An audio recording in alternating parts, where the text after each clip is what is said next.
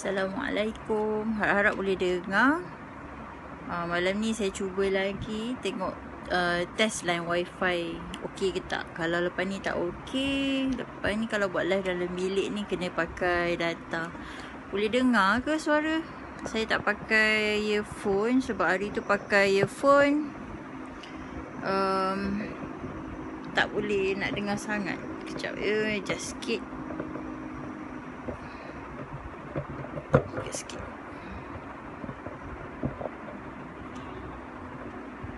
Okay. Harap-harap boleh dengar lah ya. Nanti lepas habis live saya akan test.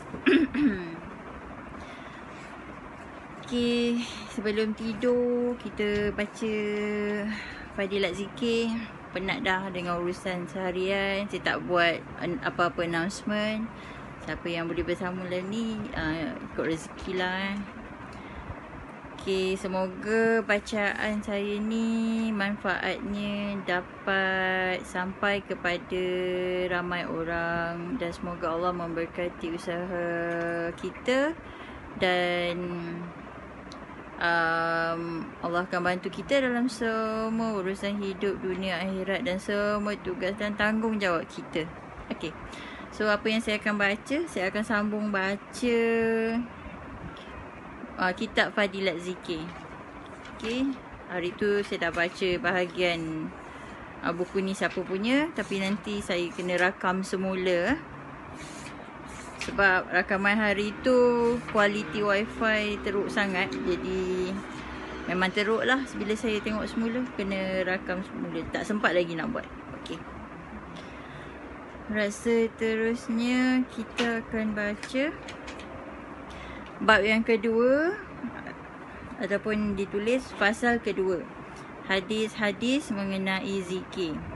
Apabila ayat-ayat Al-Quran banyak dijumpai berkenaan dengan tajuk di atas, maka hadis-hadis boleh dicari lebih banyak daripada itu. Ini kerana Al-Quran hanya mengandungi 30 juzuk sahaja, sedangkan kitab-kitab hadis banyak terdapat dan tiap-tiap kitab itu mengandungi hadis yang tak terkira banyaknya. Kitab Bukhari termuat di dalamnya 30 juzuk dan Abu Daud termuat di dalamnya 32 juzuk. Dan demikianlah dengan yang lain-lain. Di dalam tiap-tiap kitab itu mengandungi hadis-hadis yang banyak sekali mengenai zikir yang mustahak ini. Oleh itu, tidak mungkin untuk dinukilkan semua hadis-hadis itu sebagai keseluruhannya. Untuk mengamalkan dan mencontohinya sudah memadailah walaupun dengan satu ayat atau satu hadis sekalipun. Tetapi bagi mereka yang tidak mahu mengamalkan, maka segala perbendaharaan hadis-hadis itu semuanya adalah tidak berguna bagi mereka. Di sini dia tulis kamasalil hamari yahmilu asfara. Bermaksud mereka itu adalah seperti keldai yang membawa kitab-kitab yang tebal. Masuk Allah alam. Okay, hadis pertama. Okay. Abu Hurairah radhiyallahu anhu memberitahu bahawa Rasulullah sallallahu alaihi wasallam pernah bersabda, Allah Subhanahu wa taala berfirman, sesungguhnya aku adalah sebagaimana yang disangkakan oleh hamba-Ku. Adalah aku bersamanya apabila dia mengingati aku. Jika dia mengingati aku di dalam hatinya, maka aku mengingati dia dalam hatiku. Dan jika dia mengingati aku dalam jemaah, maka aku ingati dia dalam jemaah yang lebih baik, iaitu dalam jemaah para malaikat yang maksum dan suci dari segala dosa. Apabila hamba-Ku mendekatiku sejengkal, maka aku dekati dia sehasta.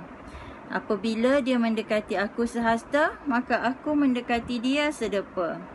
Dan apabila dia datang mendekati aku dengan berjalan, maka aku dekati dia dengan berlari. Keterangan. Hadis ini mengandungi berbagai-bagai keterangan.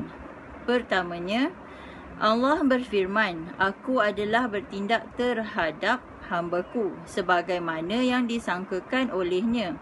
Maksudnya, hendaklah sentiasa mengharapkan kurnia dan rahmat dari Allah Subhanahu Wa Taala. Janganlah sekali-kali berputus harap dari rahmatnya. Walaupun kita berdosa dan telah melampaui batas, yang kita percaya bahawa segala dosa dan kesalahan kita itu pasti akan dibalas. Namun begitu, janganlah sekali-kali berputus harap dari rahmat Allah Subhanahu Wa Taala. Adalah kemungkinan besar bahawa Allah Subhanahu Wa Taala mengampuni dosa kita semata-mata dengan rahmat kurnia-Nya tersebut di dalam Al-Quran. Dalam surah An-Nisa ayat 116. Sesungguhnya Allah tidak mengampuni dosa mempersekutukan sesuatu dengan Dia, dan Dia mengampuni dosa yang selain dari syirik itu bagi siapa yang dikehendakinya. Akan tetapi tidaklah semestinya segala dosa-dosa itu diampuninya. Lantaran itu, maka ulama-ulama mengatakan bahawa iman adalah di antara harapan dan ketakutan. Baginda Nabi SAW mengunjungi seorang sahabat muda yang berada di dalam sakaratul maut. Lalu baginda bertanya kepadanya, apakah hal kamu ini? Jawabnya, ya Rasulullah, aku mengharapkan rahmat Allah dan aku takut dengannya kerana dosa-dosa aku. Sabda baginda, jika kedua-duanya, yakni harapan dan ketakutan didapati di dalam keadaan seperti ini, maka nescaya Allah Subhanahu Wa Taala mengurniakan apa-apa yang dihadapkan dan menyelamatkan dari apa yang ditakuti. Jama'ul Fawaid. Diberitakan di dalam satu hadis bahawa seorang mukmin menganggap terhadap maksiatnya seolah-olah orang itu berada di kaki sebuah gunung dan gunung tersebut akan terhempas ke atasnya. Sebaliknya, seorang penderhaka yang menganggap terhadap dosanya seolah-olah seekor lalat yang berada di sampingnya dan kemudian lalat itu diterbangkan. Yakni orang itu tidak memperdulikan langsung mengenai dosa-dosanya itu. Jelas sekali bahawa seseorang itu mestilah merasai takut terhadap maksiat menurut keadaan maksiat-maksiat itu dan juga mengharapkan rahmat menurut keadaannya pula. Hazrat Muaz radhiyallahu anhu meninggal dunia kerana beliau diserang penyakit taun. Ketika beliau menghadapi sakaratul maut, beliau berkata, ya Tuhanku, demi kemuliaan-Mu, Kau mengetahui hamba mencintaimu. Ketika waktu wafatnya hampir tiba, beliau berkata, wahai maut, selamat datang. Alangkah bahagia dalam ini. Tapi ia mengunjungi ketika aku mengalami kebuluran. Selanjutnya beliau berkata, ya Tuhan, Kau mengetahui bahawa hamba sentiasa takut kepada Kau. Tetapi kini hamba mengharapkan rahmat-Mu. Ya Tuhan, walaupun hamba mencintai kehidupan di dunia ini, namun bukanlah disebabkan ingin menimbunkan harta kekayaan menerusi bidang pertanian dan sebagainya, tetapi bertujuan menahan haus yang amat sangat di musim panas yang terik dan menahan segala rupa penderitaan demi untuk mengembangkan agama-Mu dan untuk menyertai halqah alim ulama-Mu dengan secara istiqamah. Tahzibul Lughat.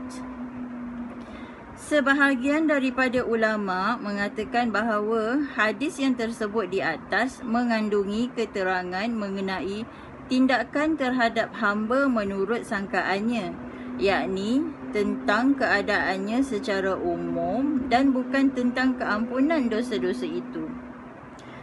Doa-doa untuk memohon sihat, murah rezeki, keamanan dan lain-lainnya itu semuanya termasuk di dalamnya. Umpamanya doa, yakni sekiranya seorang yakin dengan sebenar-benarnya bahawa doanya itu diterima, maka benarlah yang doanya itu diperkenankan terus. Sebaliknya, sekiranya ia menyangka bahawa doanya tidak diterima atau ia bersikap acuh tak acuh terhadap penerimaan doa itu, maka begitu jugalah yang diperbuat oleh Tuhan terhadapnya. Sebagaimana di dalam sebuah hadis yang lain diterangkan bahawa doa seseorang hamba itu diterima selagi ia tidak berkata, doaku tidak diterima nanti, yakni tidak berpurba sangka ataupun prejudis terhadap penerimaan doanya itu. Begitu juga mengenai kesihatan, kemewahan hidup dan mengenai urusan-urusan yang lain. Di dalam satu hadis ada disebutkan bahawa jika seseorang yang mengalami kebuluran lantas ia menceritakan keadaannya kepada orang ramai, maka orang itu tidak akan memperolehi kemewahan hidup. Sebaliknya, jika ia memohon kepada Allah dan bermunajat kepadanya, maka keadaannya itu akan berubah kelak. Tetapi setiap keadaan dan situasi itu semestinya lah berbaik sangka terhadap Allah. Jangan sekali-kali menaruh kemegahan atau prasangka ataupun prejudis terhadapnya. Perkara ini dengan berulang-ulang kali telah diperingatkan oleh Tuhan di dalam kitab suci Al-Quran. Dalam surah Luqman ayat 33, Allah berfirman, janganlah penipu memperdayakanmu di dalam mentaati Allah. Yakni, janganlah syaitan memperdayakan kamu supaya kamu mengerjakan maksiat. Nescaya Tuhan akan mengampuni kamu kerana Allah Maha Pengampun lagi Maha Penyayang. Dalam surah Maryam ayat 78 hingga 79, Allah berfirman, adakah ia melihat yang gaib atau ia telah membuat perjanjian di sisi Tuhan yang Maha Pemurah? Sekali-kali tidak. Keduanya, Tuhan berfirman di dalam hadis Qudsi yang tersebut di atas bahawa aku bersamanya tatkala hamba mengingatiku. Di dalam hadis yang lain ada disebutkan bahawa aku bersamanya, yakni aku bertawajuh kepadanya dan aku melimpahi rahmatku ke atasnya.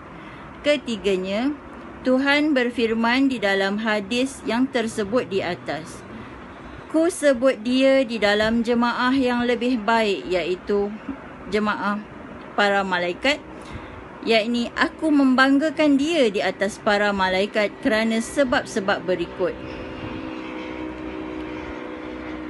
Manusia dijadikan mengikut satu sistem yang terkhas dan diletakkan pada kejadiannya, iaitu dua unsur yang tetap bertentangan di antara satu dengan yang lain, iaitu ketaatan dan kemaksiatan. Seperti mana yang akan diterangkan di dalam huraian hadis ke-8. Jadi, mentaati dan mematuhi Tuhan di dalam keadaan yang sedemikian itulah yang menyebabkan Tuhan membanggakan mereka di atas para malaikat. Kedua, tatkala Tuhan mulai menjadikan manusia, para malaikat pernah berkata, mengapa engkau menjadikan makhluk manusia yang akan membuat kerusakan dan menumpahkan darah? Dalam surah Al-Baqarah ayat 30. Para malaikat berkata, sedemikian itu ialah kerana unsur fasad dan kerusakan yang akan diletakkan dalam manusia nanti. Sebaliknya, unsur fasad dan kerusakan itu tidak terdapat pada para malaikat. Maka, oleh sebab itulah mereka berkata, kan kami sentiasa bertasbih dan memuji engkau dan mensucikan engkau? Dalam surah Al-Baqarah ayat 30. Yang ketiga, Ketaatan dan ibadat manusia lebih afdal daripada ibadat para malaikat, kerana manusia beribadat tanpa mengetahui apa-apa yang ada di sebalik pemandangannya, sedangkan malaikat beribadat setelah mengetahui dan menyaksikan apa-apa yang ada di dalam akhirat, di alam akhirat. Maka hakikat inilah yang diisyaratkan di dalam firman Tuhan yang Maha Suci, hadis Qudsi yang bermaksud, maka bagaimanakah gerangan mereka, iaitu manusia, menyaksikan syurga dan neraka? Dengan demikianlah Tuhan Subhanahu Wa Taala memuji mereka yang sentiasa mengingatinya dan beribadat kepadanya. Keempatnya, Tuhan berfirman di dalam hadis yang tersebut di atas, jika manusia datang mendekatiku dengan berjalan, maka aku dekati dia dengan berlari. Yakni jika seseorang hamba menuju kepada Allah Subhanahu Wa Taala, maka rahmat Allah akan lebih cepat menuju kepadanya dan ia melimpahi kekurniaannya kepadanya. Kini terserahlah kepada setiap orang jika mereka ingin supaya rahmat dan kurniaan Allah menuju kepada mereka, maka hendaklah mereka itu sendiri menuju dan mendekatkan diri mereka kepadanya. Kelimanya, menurut hadis yang tertera di atas, bahawa para malaikat adalah lebih baik daripada orang yang berzikir, sedangkan telah terbukti bahawa manusia adalah asyraful makhlukat, iaitu semulia-mulia makhluk. Sebabnya telah nyata, iaitu mereka dikatakan lebih baik hanya dari satu segi yang tertentu, iaitu mereka maksum. Mereka sekali-kali tidak boleh melakukan dosa. Sebab yang kedua ialah mungkin sebahagian manusia bahkan juga lebih mulia daripada sebahagian mukmin, kecuali para mukmin yang terpilih seperti para anbiya alaihissalam, kerana para anbiya alaihissalam itu lebih afdal daripada seluruh makhluk termasuk malaikat. Selain daripada ini, ada lagi sebab-sebab yang telah dikemukakan dengan panjang lebar di dalam kitab-kitab yang bersangkutan. Okey, selesai hadis yang pertama. Saya rasa bila baca hadis ni rasa macam dekat je dengan Allah kan. Tadi dah lalai banyak sangat tengok drama, tengok cerita Tuan Daniel lah apalah, dah jauh kan. So bila baca ni rasa macam tarik balik kita dekat dengan Tuhan. So memang baguslah kita buat setiap hari seboleh-bolehnya kan. Maaf lah lewat sangat, dah banyak urusan lah hari ni. Dan maaf saya tak buat announcement tadi. Saya niat nawaitu ini untuk Allah. Moga ada kebaikan untuk kita bersama. Jadi kalau bermanfaat boleh share, dan saya akan usaha save rakaman ni dan upload dalam channel saya. Semoga ada orang lain boleh manfaatkannya. Okey semua, Assalamualaikum. Terima kasih yang watching ya. Bye. Assalamualaikum.